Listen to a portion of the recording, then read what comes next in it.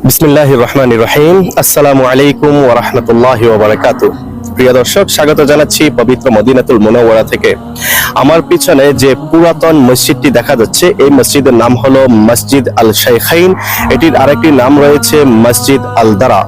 উহুদের যুদ্ধ সংগঠিত হওয়ার আগের দিন নবী সাল্লাল্লাহু আলাইহি ওয়াসাল্লাম 1000 সৈন্য নিয়ে বের হয়ে পড়েন মদিনা থেকে উহুদের উদ্দেশ্যে। প্রতিমধ্যে তিনি এসে থেমেছিলেন এই জায়গায় এবং এই খোলা ময়দানেই আল্লাহ রাসূল সাল্লাল্লাহু আলাইহি ওয়াসাল্লাম সাহাবীদেরকে যুদ্ধের জন্য প্রস্তুত করেছিলেন এবং এখানে আদায় করা হয়েছিল 3 ওয়াক্ত নামাজ, আসর, মাগরিব এবং ঈশা।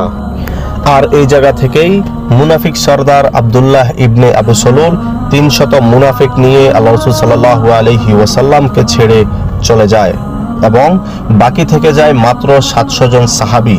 তাদেরকে নিয়েই আল্লাহ রাসূল সাল্লাল্লাহু আলাইহি ওয়াসাল্লাম পৌঁছেছিলেন উহুদের যুদ্ধের ময়দানে এবং এই 700 জন সাহাবীকে নিয়েই সংঘটিত হয়েছিল উহুদের যুদ্ধ।